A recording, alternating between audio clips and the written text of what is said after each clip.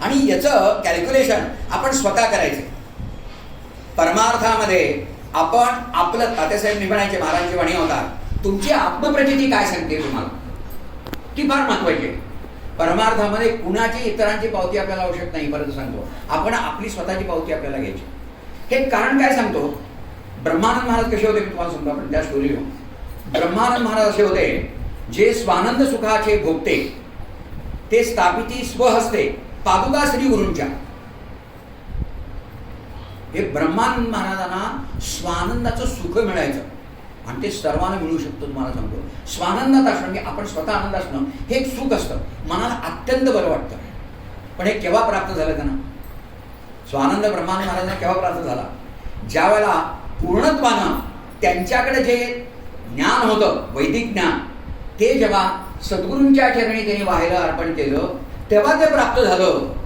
इंदोरचा प्रसंग आहे, सगळ्यांना माहितीच आहे की महाराजांच्या पायावरती अभिषेक झाला आणि ते म्हणले, महाराज हे माझ्याजवळ असलेल्या ज्ञानाच्या अहंकाराने मी आपल्याला ओळखू शकलो नाही. वास्तविक पाहता ह्या माझ्याजवळ असलेल्या ज्ञानाने मला अहंकारून मला समाधान नव्हतं आणि त्या समाधानार्थ मी गुरुशोधार्थ फिरत होतो आणि त्यातही ते परत माझ्या आडवं आलं. मग असं ज्ञान काय कामाचं? लक्षात घ्या, आपल्याकडे जे काय आहे त्याने जरी आपल्याला समाधान मिळत नसेल, वास्तविक पाहता मनुष्य जन्मात समाधान प्राप्तीसाठी आहे. कारण काय, आपल्याला समाधान काय पाहिजे? समाधान म्हणजे आनंद, आणि आनंदाचेच आपण अंश आहोत. भगवंत कुठे येते? आतमध्ये आहे. कुठे फिरशी रामेश्वर म्हणतात, कुठे फिरशी काशी म्हणतात, हृदयातील भगवंत राहिला. म्हणजे मला काय म्हणायचं आहे की ह्यासाठी सगळा अट्टहास आहे. सगळा तुकाराम महाराज म्हणा, ज्याच्यासाठी केला अट्टहास, शेवटचा दिवस गोडवा. शेवटचा दिवस गोडवा म्हणजे काय की शेवटी भगवंताचं नाम मुखात आलं पाहिजे देह सुटण्याच्या वेळेला. ही जीवनाचं सार आहे. म्हणून महाराज म्हणले, सामान्य राहून जन्माला या, सामान्य राहून देह सोडू नका. आणि सामान्य राहून देह सोडणं म्हणजे महाराजांचं होणं. आणि महाराजांचं कसं होता येईल? सतत नाम, जास्ती असतं नाम. आणि असा जर तुम्ही नाम घेत असाल तर महाराजांचं एक वचन आहे जे माझ्या सद्गुरूंनी मला दिलेलं आहे, तुकामाईनी.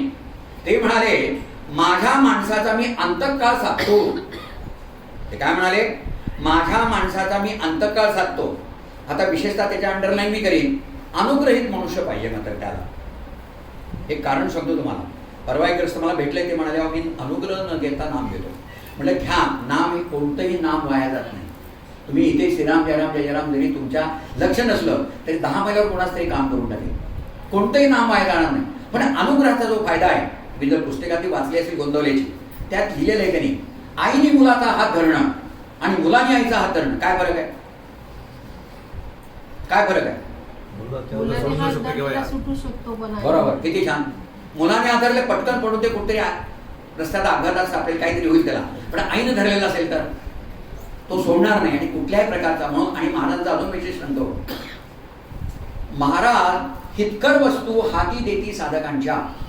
तुमच्या हिताचं आहे ते 100% देणार महाराज. एक खात्री अगदी सांगा, अगदी महाराज होते सांगतो, तुमच्या हिताचं आहे ते 100% महाराज तुम्हाला देणार, प्रोव्हायडेड महाराजांनी दिलेलं आहे ते तुम्हाला नेहमी सत्य वाटलं पाहिजे. आणि मी सांगतो त्याला खुबी आहे. नाम हे युक्तीनंच तुमचं होऊन जाईल. जितकी युक्ती नामाला यूज करा, म्हणजे ज्या ज्या वेळेला वेळ चोरता येण्याची कला तुम्हाला जमली पाहिजे. वेळ चोरता येणं जमतं ना आपल्याला? आपल्याला लक्षात येतं, महाराज फार उभी करतात. तुम्हाला सांगतो, आपल्याला लक्षात येतं की आता आपल्याला 10 मिनिटं पुढचं काही काम नाही, 10 मिनिटं जर बाहेर पडेल, 10 मिनिटं जपायला बसा. अशीच सवय लावायला लागेल. का? नाम हे गोडलं आहे. त्याला सतत चिकाटीनं गोडी घातली पाहिजे. त्याशिवाय नाम हे तुमच्या मुखातून येणार नाही आणि नाम आल्याशिवाय का म्हणणार. म्हणून ब्रह्मानंद महाराज त्यावेळेला काय म्हणाले इंदोरला महाराजांचे पाय सोडताना, आजपासून ही जिव्हा राम नामासाठी विकलेली आहे. म्हणजे विकलेली गोष्ट आहे, त्याच्यावर आपला अधिकार राहतो का?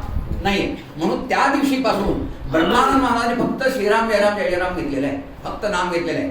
त्यामुळं काय झालं की ब्रह्मानंद महाराजांना केवळ सर्वेश्वरला म्हणजे मध्य प्रदेशमध्ये 6.5 महिन्यात ब्रह्मपद प्राप्त झालेलं आहे.